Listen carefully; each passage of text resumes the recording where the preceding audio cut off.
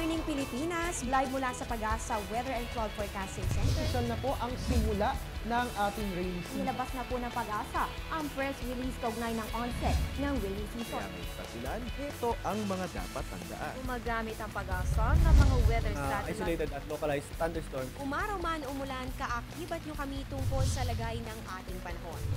Dahil sa Panahon TV, walang pinipiling panahon ang pagbibigay impormasyon. Ang programang ito ay hatid sa inyo ng Air 21. Sagot ko, padala mo!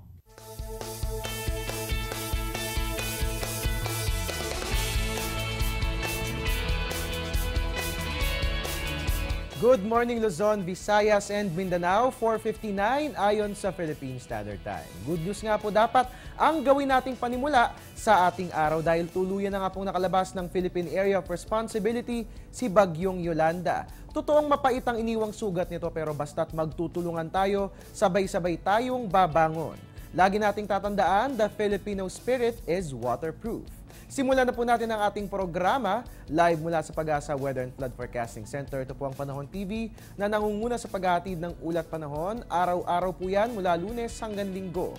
Ako po yung weatherman, Harry Bayona, makakasama nyo ngayong Sunday, November 10, 2013. Para sa kapapasok pa lamang na ulat, 138 katao na ang naiulat na nasawi at 14 ang sugatan habang 4 naman ang nawawala. Ito ay kaugnay pa rin ng pananalasa ni Bagyong Yolanda sa bansa. Ayon sa National Disaster Risk Reduction and Management Council o NDRRMC, sa kasalukuyan mahigit 944,000 families na ang inilikas sa mahigit 1,000 evacuation centers sa 36 na probinsya sa Regions 4A, 4B, 5, 6, 7, 8, 10, 11 at Caraga. Samantala, matindi rin ang iniwang epekto ni Bagyong Yolanda sa mga istruktura. Sa kasalukuyan, mahigit 3,000 kabahayan na ang winasak nito habang 17 mga daanan at 1 tulay ang apektado dulot ng nasabing bagyo. At dahil sa masungit na panahon, apektado rin po ang sea and air travel ng ating mga kababayan. Stranded nga po ang mahigit 400 mga pasahero sa mga daungan sa Regions 4B, 5 at 8.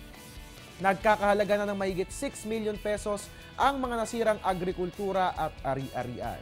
Sa kasalukuyan ay patuloy pa rin ang rescue operation sa mga lugar na tinamaan ni Bagyong Yolanda. Ngayon naman puntahan na po natin ang ating weekly weather recap. Lunes, November 4, naging tropical depression ang low pressure area na ating binabantayan at tinawag po natin ito sa pangalang Wilma. Sa parehong araw na ito, naglandfall po ito sa Surigao del Sur pero pagkatapos nun ay humina ito at naging low pressure area o LPA na lamang ulit. Tuesday, November 5, kumilos pong LPA patungo po yan sa Palawan area. Samantala sa araw ding ito, namataan po natin si Bagyong Haiyan sa labas ng bansa. At nung Wednesday nga po, November 6, magandang balita ang bumungad sa atin dahil tuluyan na nga nakalabas ng PAR ang binabantay nating LPA. Kaya nga lamang hindi rin nagtagal ang magandang balita dahil Thursday ng madaling araw, November 7, ay tuluyan ang pumasok si Typhoon Haiyan sa bansa at tinawag nga natin sa local name na Yolanda. Sa pagpasok nito, nagtaas po tayo ng signals 1 to 4 sa iba't ibang mga lugar sa Mindanao, Visayas at ganoon din sa Southern Luzon. Noong Biyernes naman, November 8, 6 na beses pong naglandfall si Bagyong Yolanda. Una po ay sa Samar, pangalawa ay sa Leyte, pangatlo at pang-4 sa Cebu, at pang-5 sa Iloilo at panghuli po nito ay sa Palawan. Pero kahapon ng hapon ay natanggap po natin ang pinakamagandang balita at nakalabas na nga po ng bansa, si Bagyong Yolanda. Sa kasalukuyan ay wala ng anumang sama ng panahon na umiiral sa ating bansa. At ngayong nakalabas na ng bansa si Bagyong Yolanda, makararanas na ba tayo ng improvement sa lagay ng ating panahon? Para bigyan tayo ng updates, makakasama po natin si Pag-asa Weather Forecaster Joy Figuracion. Good morning, Mr. Figuracion. Yes, good morning, Harry. At sa ating po mga kabayang nanonood ngayon, magandang umaga rin po. Alright, Mr. Figuracion, magandang balita nga po no, dahil tuluyan na nga nakalabas ng Philippine Area of Responsibility si Bagyong Yolanda. Sa ngayon, ano na po ba ang pinakahuling balita rito at saan na po ito papunta? Tama nga, Harry, lumabas na nga ito si Yolanda kahapon ng hapon sa Philippine Area of Responsibility.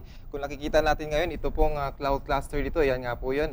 Itong si Yolanda, patungo na po yan sa may Vietnam. At Nataglay pa rin po niyan ang pinakamalakas na hangin na 185 km per hour at pagbugso na 220 km per hour. At nandyan yan sa South China Sea sa ngayon at papunta na nga po yan ng Vietnam. At wala na po yan direktang epekto sa anumang bahagi ng ating bansa sa ngayon. Alright, that's great news. Pero Mr. Figuracion, no, magigiligtas na po ba yung ating mga karagatan sa pagpalaot, sa paglabas ni Bagyong Yolanda? May nakataas pa rin po ba tayong gale warning sa ngayon? Opo, Ari, tulad ng nabanggit ko, wala lang direktang epekto ito si Yolanda, although when it comes to weather. Pero dito sa mga karagatan ng ating bansa ay may hatak pa rin yan ng amihan, kaya naman karoon pa rin tayo ng source nitong ating amihan. At ang ating gale warning number 7 ay nakapaloob pa rin itong La Union, Pangasinan, Ilocos Norte, Ilocos Sur, itong Cagayan Valley, itong Isabela, at itong bahagi nitong Zambales at Bataan. Nakataas pa rin po ang ating gale warning sa mga karagatan na yan ng mga lugar na yan na ating nabanggit. Kaya naman mapanganib pa rin sa ating mga kababayan, lalong-lalo na itong gumagamit ng maliliit na sasakyang pandagat. Alright, linawin lang po natin mga kabayan, si Bagyong Yolanda po ay nakalabas na ng bansa at wala ng direktang epekto sa lagay ng ating panahon. Pero ganoon pa man, mapag-iibayo po nito ang hanging amihan na siyang magdadala ng malalaking pag-alon sa ilang mga baybayin po dito sa bansa. At Mr. Figuracion, no, ngayong nakalabas na ito ng bansa, makararanas na po ba tayo ng improvement sa lagay ng ating panahon? Magtutuloy-tuloy na po ba ang pagganda ng weather? Yes, Ari. Actually, most part ng ating country, ng ating bansa ay makakaranas po ng magandang panahon sa araw na ito dahil lumabas na nga itong si Yolanda sa ating bansa. Alright, napakagandang balita po niyan mga kababayan. Asahan po natin na ngayong araw ay makararanas na po tayo ng magandang panahon.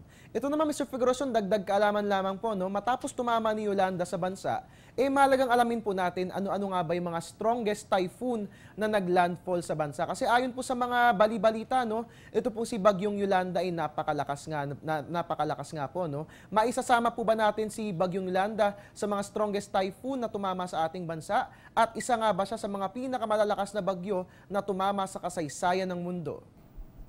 Opo, Ari, itong si Yolanda, actually ito na yung pinakamalakas na bagyo natin sa taong ito. At ito rin yung pinakamalakas na bagyo na naglandfall ngayong taon dito sa Pilipinas. At kung pagbabasihan po natin yung climatological records ng Pag-asa, hindi naman po siya yung number 1 na pinakamalakas na bagyo na tumama po sa kalupaan ng ating bansa. Baga, ito nga yung naranasan natin na nagkaroon tayo ng public storm warning signal number 4. Pero itong si Reming ay number 1 po yan dahil na-observe po natin dyan ang 320 km per hour na pagbugso at yan po ang una na record natin na yun ang pinakamalakas natin na bagyo na tumama po sa kalupaan. At maging siya rin ang pinakamalakas na bagyo na nakakategorya po doon sa pinakamalakas na naitala po na gustiness.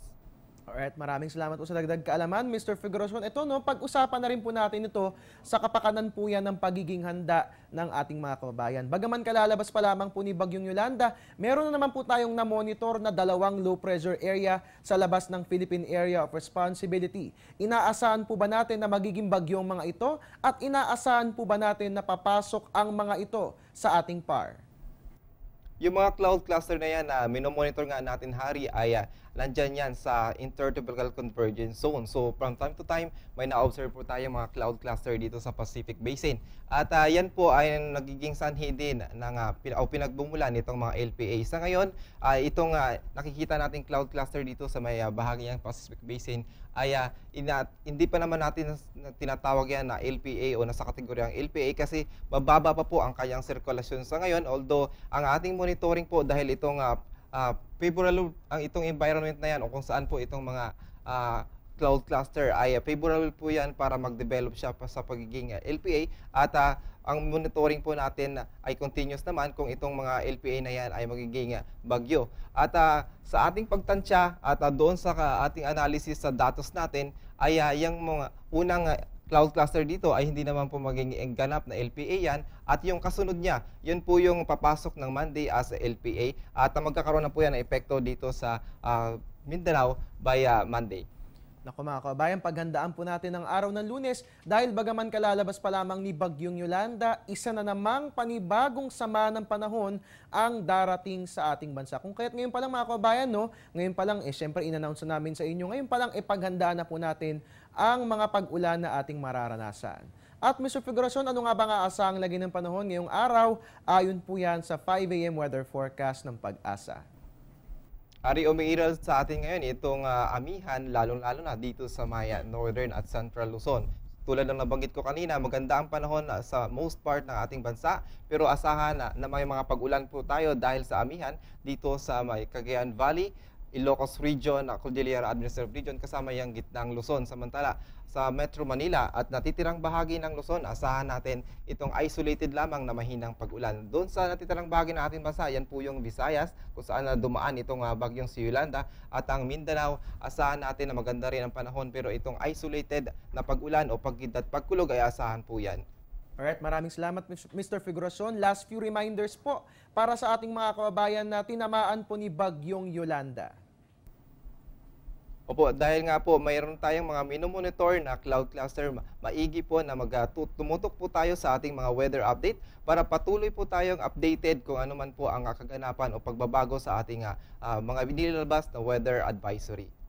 Alright, maraming salamat po Mr. Figuracion. At mga kababayan, atin nga pong nakapanayam si Pag-asa Weather Forecaster Joey Figuracion na siyang nagatid sa atin ng update hinggil sa mga dapat asahan sa lagay ng ating panahon ngayong araw ng linggo. Ngayon naman silipin natin anong oras nga ba sisikat si Haring Araw. Ang ating sunrise, 5:55 a.m., lulubog si Haring Araw sa ganap na 5:25 p.m. Ang ating moonrise, 12:01 a.m. Ang ating moonset, 11:07 p.m. May illumination po yan na 47%. At makikita nga po natin ang first quarter moon sa darating na November 10, which is today, mga kababayan. At ang tidal predictions naman along Manila Bay, courtesy of NAMRIA, ang ating high tide, 1:56 a.m. May taas po yan na 1.03 meter. Ang low tide naman po natin ay 10:45 a.m. May taas po yan na negative 0.08 meter. At mga kabayan, ang tabayanan niyo po maya-mayang konti lamang po, no, i-announce po natin ang winners ng Panahon TV Tag-Ulan promo. Kung kaya't huwag BBTU, magbabalik po ang Panahon TV.